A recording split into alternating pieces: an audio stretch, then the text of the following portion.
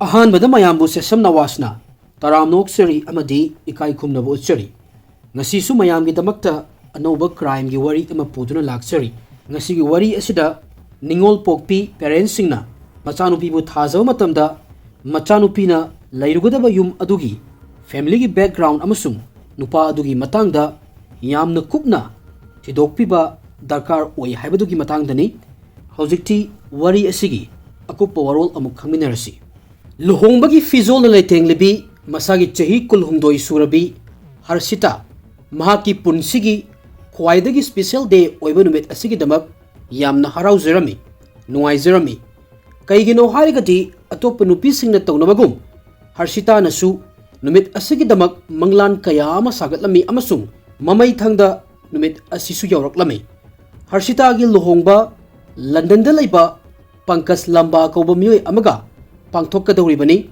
ꯗꯦꯜꯂꯤꯗ ꯂꯩꯕ farm house ꯑꯃꯗ ꯍꯔꯁꯤꯇꯥ ꯑꯃꯁꯨꯡ ꯄꯪꯀꯖ ꯂꯝꯕꯥꯒꯤ ꯂꯨꯍꯣꯡꯕ ꯍꯤꯟꯗꯨ ꯂꯥꯏꯅꯤꯡ ꯂꯥꯏꯁꯣꯟꯒꯤ ꯆꯠꯅꯕꯤꯒꯤ ꯃꯈꯥꯗ 2024ꯒꯤ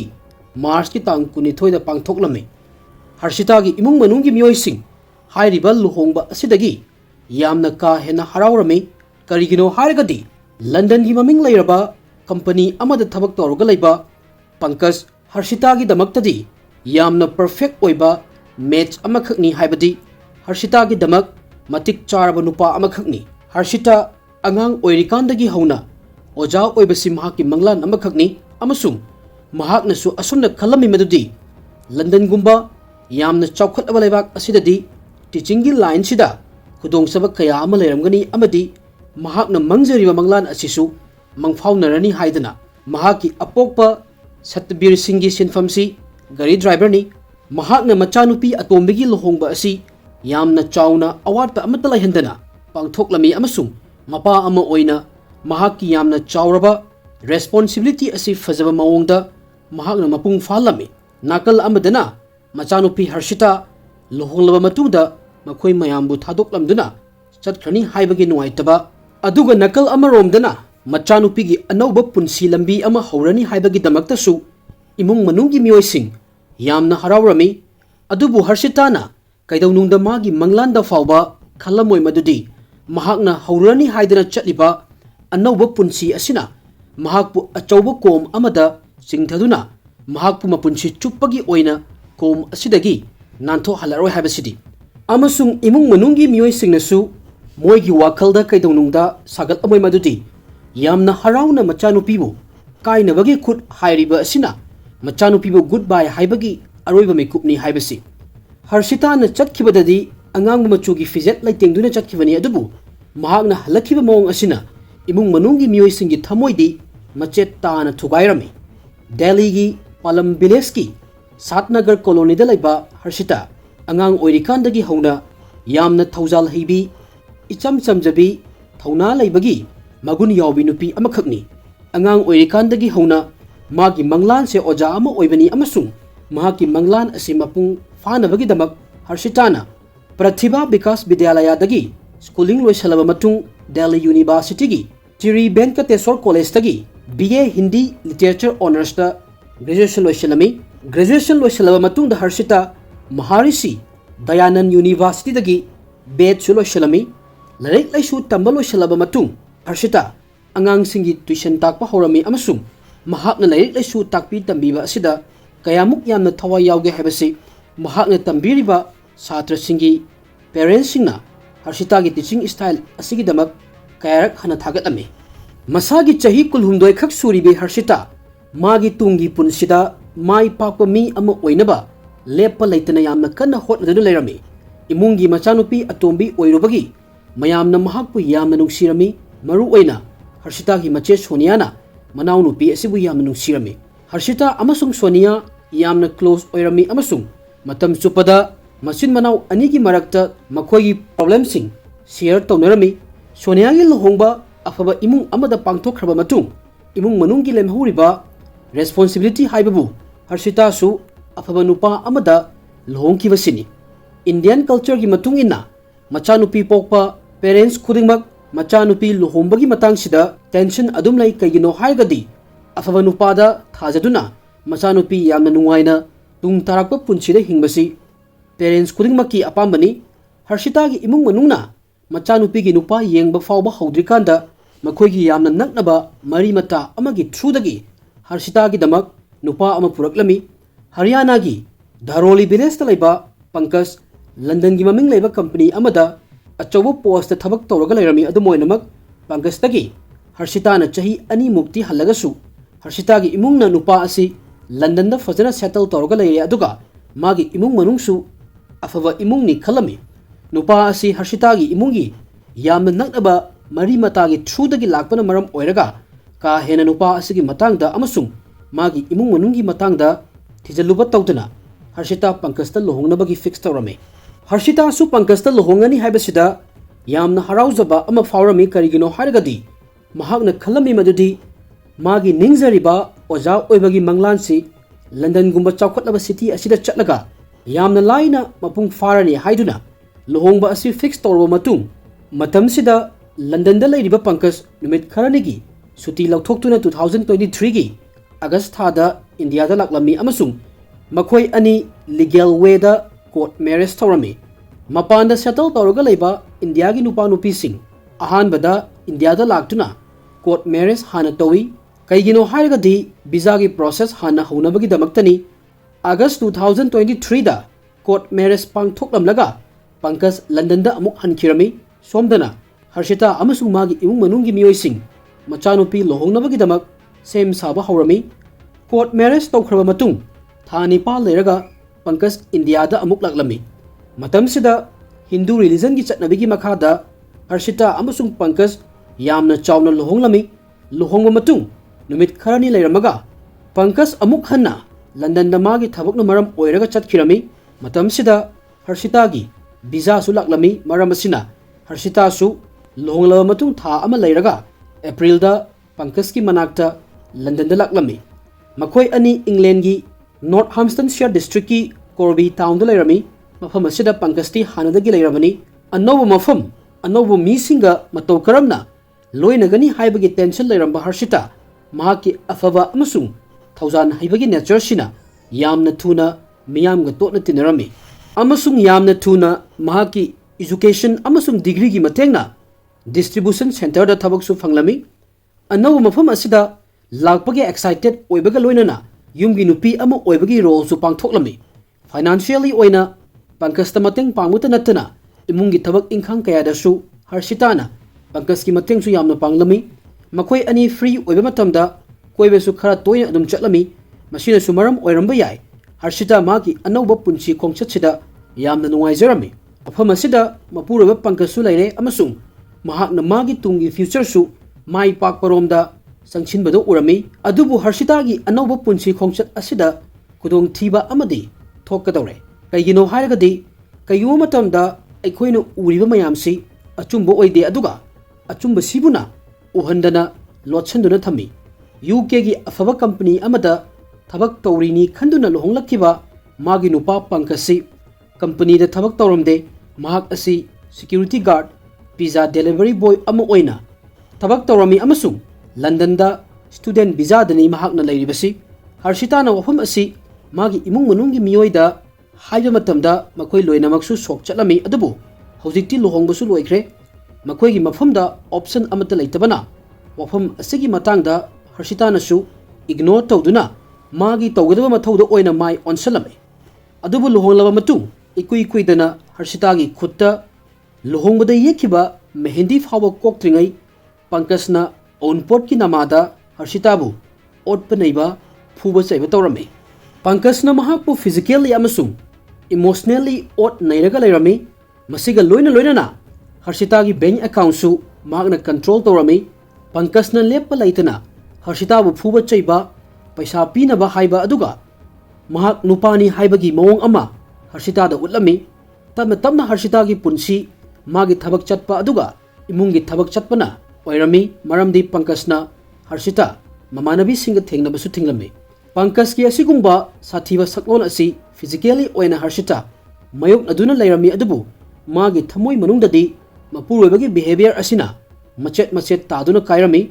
Ayamba matamda asigumba thodok thokpa matamda nupi oibising magi parents ta haigande maramdi matam kharagi matungda ꯐꯖꯈꯤꯅꯤ ꯍꯥꯏꯅ ꯈꯟꯕꯅ ꯃꯔꯝ ꯑꯣꯏꯔꯒ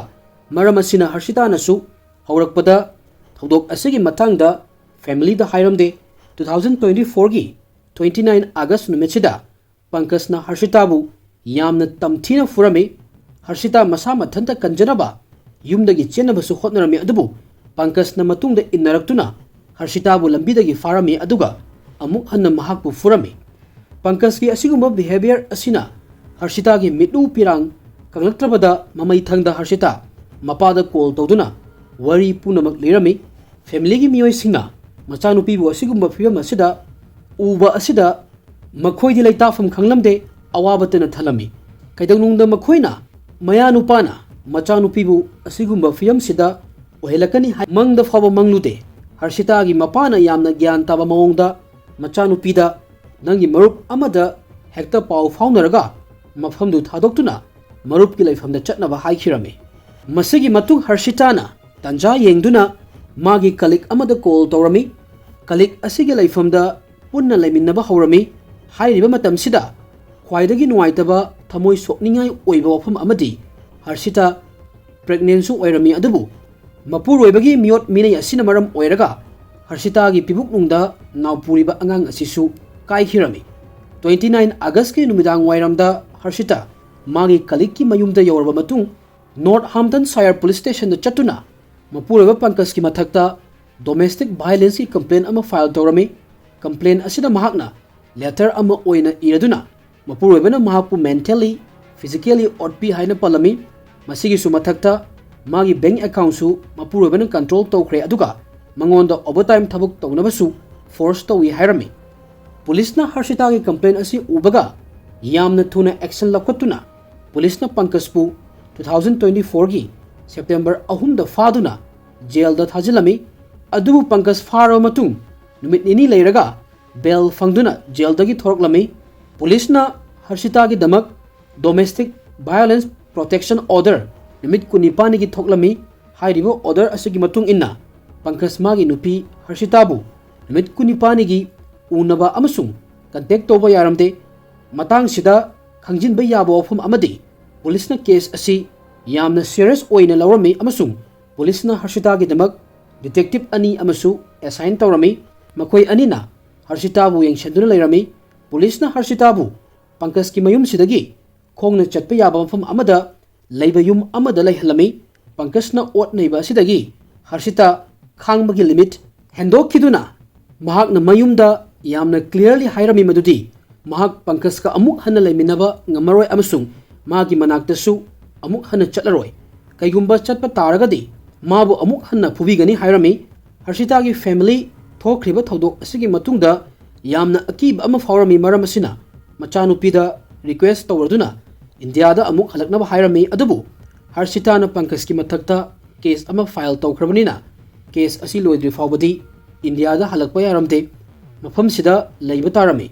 ꯅꯥꯀꯜ ꯑꯃꯔꯣꯝꯗꯅ ꯅꯨꯃꯤꯠ 19ꯅꯤꯒꯤ ꯃꯇꯨꯡꯗ ꯄꯪꯀꯖꯀꯤ ꯃꯊꯛꯇ ꯊꯝꯂꯝꯕ ꯑꯊꯤꯡꯕ ꯑꯗꯨꯁꯨ ꯂꯣꯏꯈꯤꯔꯝꯃꯤ꯫ ꯃꯁꯤꯒꯤ ꯃꯇꯨꯡ ꯃꯥꯒꯤ ꯃꯔꯤ ꯃꯇꯥ ꯑꯃꯒꯤ ꯊ꯭ꯔꯨꯗꯒꯤ ꯍꯔꯁꯤꯇꯥꯗ ꯀꯟꯐꯔꯦꯟꯁ ꯀꯣꯜꯗ ꯋꯥꯔꯤ ꯇꯧꯔꯝꯃꯤ ꯑꯗꯨꯒ ꯃꯥꯒꯤ ꯃꯊꯛꯇ ꯇꯧꯈꯤꯕ ꯀꯝꯄ꯭ꯂꯦꯟ ꯑꯗꯨ ꯍꯜꯂꯒ ꯑꯃꯨꯛ ꯂꯧꯊꯣꯛꯅꯕ ꯍꯥꯏꯔꯝꯃꯤ꯫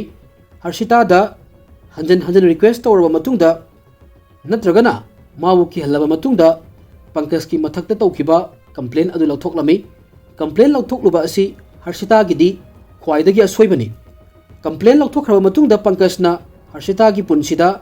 ꯑꯃꯨꯛ ꯈꯨꯠ ꯊꯤꯟꯖꯤꯟꯕ ꯍꯧꯔꯛꯂꯝꯃꯤ꯫ ꯍꯔꯁꯤꯇꯥꯗ ꯀꯣꯜ ꯇꯧꯗꯨꯅ ꯃꯍꯥꯛꯀ ꯊꯦꯡꯅꯗꯨꯅ ꯍꯔꯁꯤꯇꯥꯗ ꯑꯃꯨꯛ ꯍꯟꯅ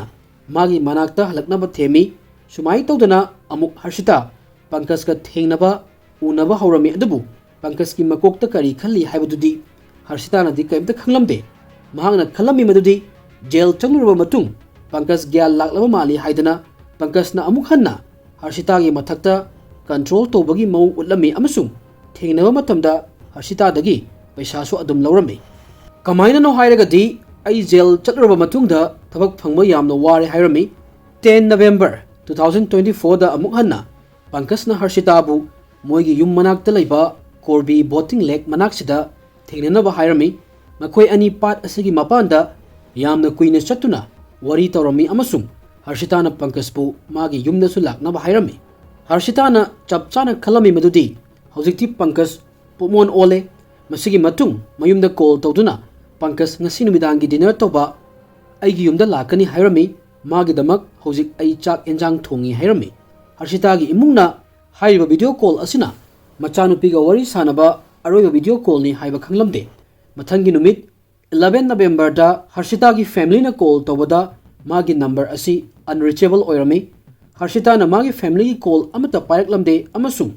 ꯃꯦꯁꯦꯖꯁꯨ ꯑꯃꯠꯇ ꯔꯤꯄ꯭ꯂꯥꯏ ꯇꯧꯔꯛꯂꯝꯗꯦ꯫ ꯐꯦꯃꯤꯂꯤꯒꯤ ꯋꯥꯈꯜꯗ ꯊꯕꯛꯇ ꯕꯤꯖꯤ ꯑꯣꯏꯔꯝꯕꯁꯨ ꯌꯥꯏ ꯅꯠꯇ꯭ꯔꯒꯅ ꯄꯪꯀꯖꯀ ꯄꯨꯟꯅ ꯀꯣꯏꯕꯒꯨꯝꯕ ꯆꯠꯂꯝꯕꯁꯨ ꯌꯥꯏ ꯈꯜꯂꯝꯃꯤ꯫ 13 ꯅꯕꯦꯝꯕꯔ ꯅꯨꯃꯤꯠꯁꯤ ꯐꯥꯎꯕꯗ ꯃꯆꯥꯅꯨꯄꯤꯅ ꯀꯣꯜ ꯕꯦꯛ ꯇꯧꯔꯛꯇꯕ ꯑꯁꯤꯗ ꯌꯥꯝꯅ ꯄꯥꯈꯠꯂꯗꯨꯅ ꯃꯆꯥꯅꯨꯄꯤꯗ ꯃꯦꯁꯦꯖ ꯊꯥꯔꯝꯃꯤ ꯃꯗꯨꯗꯤ ꯉꯁꯤꯁꯨ ꯀꯣꯜ ꯇꯧꯔꯛꯇ꯭ꯔꯦ, ꯀꯩꯁꯨ ꯊꯣꯏꯗꯣꯛꯄ ꯄ꯭ꯔꯣꯕ꯭ꯂꯦꯝ ꯂꯩꯇꯕ ꯅꯠꯇ꯭ꯔꯣ ꯍꯪꯂꯝꯃꯤ꯫ ꯍꯥꯏꯔꯤꯕ ꯃꯇꯝꯁꯤ ꯐꯥꯎꯗꯗꯤ ꯍꯔꯁꯤꯇꯥꯒꯤ ꯐꯦꯃꯤꯂꯤꯅ ꯃꯆꯥꯅꯨꯄꯤꯗ ꯄꯥꯝꯗꯕ ꯊꯧꯗꯣꯛ ꯈꯔ ꯊꯣꯛꯈ꯭ꯔꯦ ꯍꯥꯏꯕꯒꯤ ꯑꯆꯧꯕ ꯅꯨꯡꯅꯥꯡꯕ ꯑꯃ ꯐꯥꯎꯔꯝꯃꯤ꯫ ꯃꯔꯝ ꯑꯁꯤꯅ ꯃꯍꯥꯛꯀꯤ ꯃꯄꯥꯅ ꯀꯅꯥꯒꯨꯝꯕ ꯈꯪꯅ ꯆꯥꯟꯅꯕ ꯑꯃꯒꯤ ꯃꯇꯦꯡꯗꯒꯤ ꯃꯤꯁꯤꯡ ꯔꯤꯄꯣꯔꯠ ꯑꯃ ꯐꯥꯏꯜ ꯇꯧꯔꯝꯃꯤ꯫ ꯄꯨꯂꯤꯁꯅ ꯍꯔꯁꯤꯇꯥꯒꯤ ꯍꯥꯟꯅꯒꯤ ꯔꯦꯀꯣꯔꯠ ꯑꯁꯤ ꯎꯔꯕ ꯃꯇꯨꯡꯗ ꯍꯔꯁꯤꯇꯥ ꯃꯥꯡꯈꯤꯕꯒꯤ ꯑꯍꯥꯟꯕ ꯁꯁꯄꯦꯛ ꯑꯁꯤ ꯃꯥꯒꯤ ꯃꯄꯨꯔꯣꯏꯕ ꯄꯪꯀꯖꯇ ꯑꯣꯏꯔꯝꯃꯤ꯫ ꯃꯔꯝꯗꯤ ꯍꯔꯁꯤꯇꯥꯅ ꯃꯇꯝ ꯈꯔꯒꯤ ꯃꯃꯥꯡꯗ ꯄꯪꯀꯖꯀꯤ ꯃꯊꯛꯇ ꯗꯣꯃꯦꯁꯇꯤꯛ ꯚꯥꯏꯑꯣꯂꯦꯟꯁꯀꯤ ꯀꯝꯄ꯭ꯂꯦꯟ ꯇꯧꯈꯤꯕ ꯂꯩꯈ꯭ꯔꯕꯅꯤ꯫ ꯄꯨꯂꯤꯁꯀꯤꯗꯃꯛ ꯀꯦꯁ ꯑꯁꯤ ꯌꯥꯝꯅ ꯁꯦꯟꯁꯤꯇꯤꯚ ꯑꯣꯏꯔꯝꯃꯤ꯫ ꯄꯨꯂꯤꯁꯅ ꯀꯦꯁ ꯑꯁꯤ ꯌꯥꯝꯅ ꯊꯨꯅ ꯄꯥꯏꯈꯠꯂꯗꯨꯅ ꯍꯔꯁꯤꯇꯥꯅ ꯄꯤꯔꯝꯕ ꯑꯦꯗ꯭ꯔꯦꯁꯇ ꯆꯠꯇꯨꯅ ꯌꯦꯡꯉꯨꯕ ꯃꯇꯝꯗ ꯍꯔꯁꯤꯇꯥ ꯃꯐꯝꯁꯤꯗ ꯂꯩꯔꯝꯗꯦ꯫ ꯃꯔꯛꯁꯤꯗ ꯄꯨꯂꯤꯁꯅ ꯄꯪꯀꯖꯁꯨ ꯃꯍꯥꯛꯀꯤ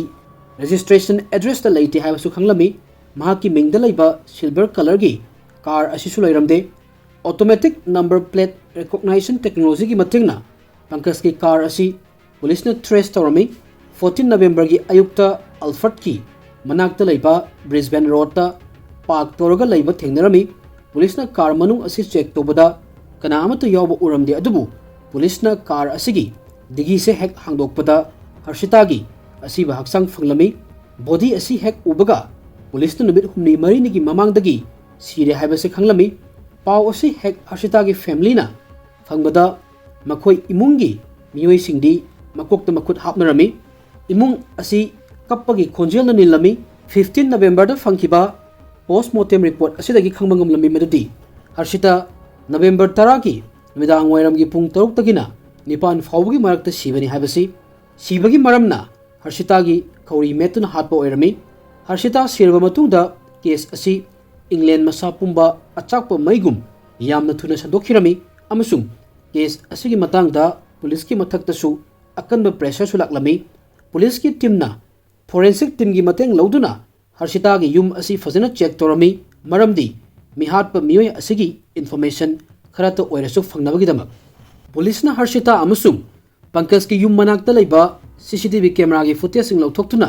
चेक तौरमी। अमसुंग पुलिसना 10 नवंबर की वीडियो क्लिप अमा फंगलमी। हाइरिबा वीडियो क्लिप असिदा नुमितसिगी नुमिदांगी पुंग 10 मुक ताबा स्वाइदा जैकेट अमुबा अमा लिटपा नुपा अमा उरिबसी अतै कनासु नते पंकजनी। वीडियो असिदा पंकजना कनागुम अमा ngaibagi मवोंग लौदुना लेरमी अदुबु मागी माइथोंदा तारिबा अकीबा अमदी पाखतपगी मवोंगसिना पुलिसना कन्फर्म तौरमी मदुदी हर्षितागी मिहात असि पंकजना तौबनी हाइबसी। मथंगी नुमित हाइबदी 11 नवंबर की अयुक्ता अल्फर्ट एरिया की मनाक्ता लैबा जेफे रोडता पंकज चटलगा लैबा वीडियोदा उरमी। मफम असिदा महाकना अंडरग्राउंड रेलवे स्टेशन तमना चटपा उई अदुगा असंग मचुगी जैकेट अमा लिटली मनिंगदा अमुबा मचुगी बैग अमसु यानबा उरमी। हाइरिबा फुटेज असिना पुलिसना फंखिबा पंकज की अरोइबा वीडियो फुटेज ओइरमी। सीसीटीवी फुटेजता उरिबा पंकज की फोटो असि लौथोक्तुना लोकल पुलिस स्टेशन खुदिंगमक्ता पीखिरमी।